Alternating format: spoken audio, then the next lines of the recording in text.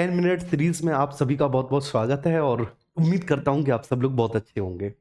अच्छा, मैं आपको एक और बात बता दूं, मैं आपके एक एक कमेंट को बहुत अच्छे से देखता हूं। बड़ा अच्छा लगता है मुझे कि आप लोग जब इतने प्यारे कमेंट्स करते हैं, और वास्तव में अपने आप में एक अद्भुत है कि 10 मिनट के भीतर एक पूरा टॉपिक कैसे कंप्लीट किया जा सकता है, हम इस सीरीज के माध्यम से समझ सकते हैं।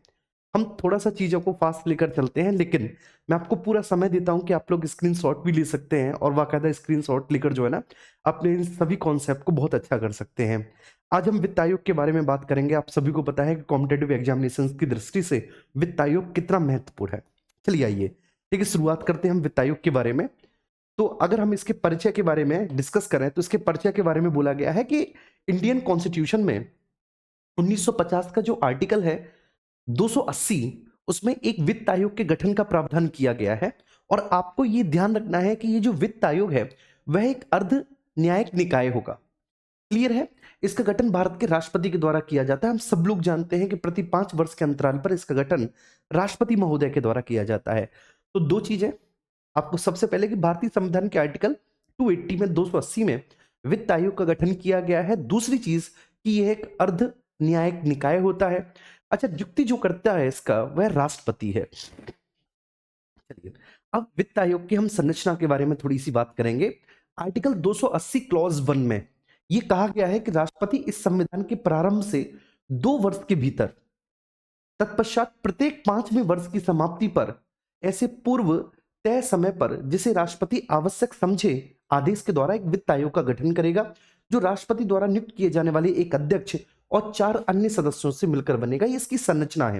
इसकी संरचना को आप देख लीजिए कि इसमें एक अध्यक्ष होगा और 4 अन्य सदस्य होंगे। ठीक है, ये बात आपको बहुत अच्छे से, ठीक है, समझ में रखनी है।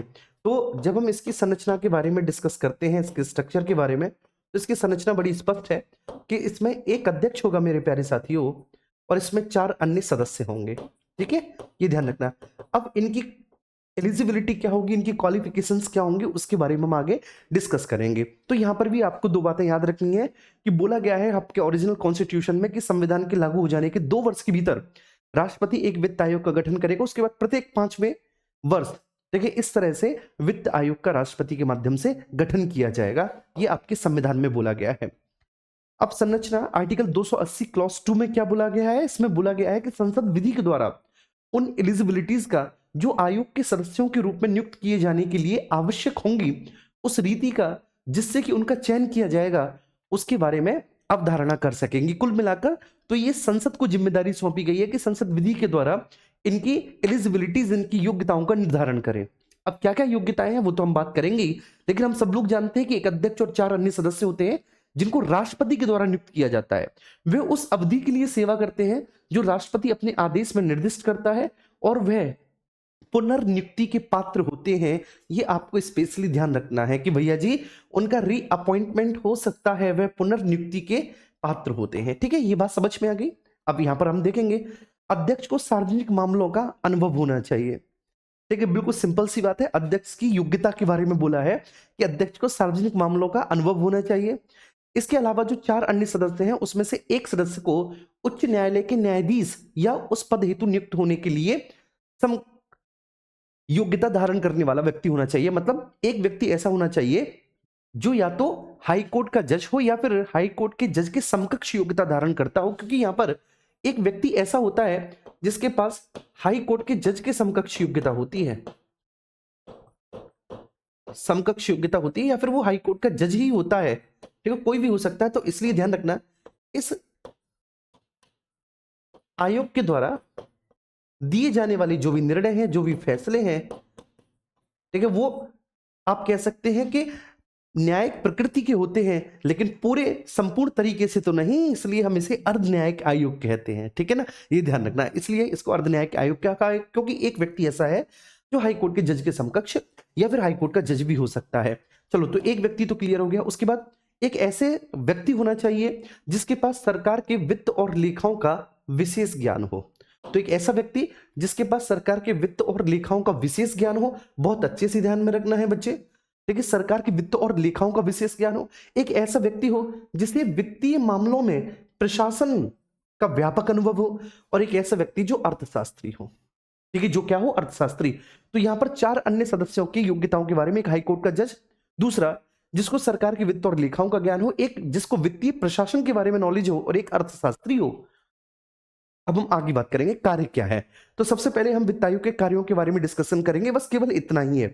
एक एक कार्य को हम बहुत अच्छे से पढ़ते चले जाएंगे, जहां पर भी आवश्यकता महसूस होगी मैं वहां पर आपको समझा दूंगा। इस पूरी सीरीज को आप लोग फॉलो कीजिए, और इस पूरी सीरीज में लगभग मैं 30 से 35 इसी तरह के 10-10 मिनट सीरीज के ये सेगमेंट लेकर आऊंगा, और मैं विश्वास के साथ बोल सकता हूं कि जितने भी आपके कमीशन है, जो आपके नॉर्मल किसी पॉलिटी की क्लासेस में या कोर्सेस में कंप्लीट नहीं होते, या फिर डर लगता है, वो आपके केवल इन 10 मिनट के माध्यम से बहुत अच्छे से क्लियर हो सकते हैं। बस आप पूरे कॉन्सेंट्रेशन के साथ इसको पढ़िएगा, है ना। चलिए, अब वित्त आयोग के कार्यों के बारे में जब हम डिस्कस करते हैं, तो भारतीय संविधान के आर्टिकल 280 क्लॉज 3 में ये बोला गया है कि राष्ट्रपति को सिफारिशें करने के लिए आयोग का कर्तव्य होगा। राष्ट्रपति को सिफारिशें करने के लिए आयोग का क्या क्या कर्तव्य होगा, तो राष्ट्रपति को आयोग सिफारिश करेगा। अभी आयोग की कुछ ड्यूटीज है।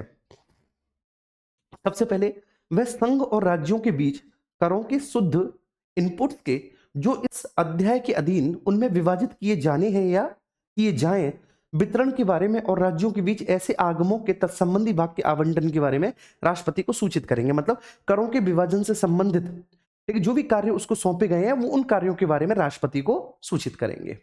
भारत की संचित निधि में से राज्यों के राजस्व में जो सहायता अनुदान है, उसको शासित करने वाले सिद्धांतों के बारे में भी वो राष्ट्रपति को बताएंगे।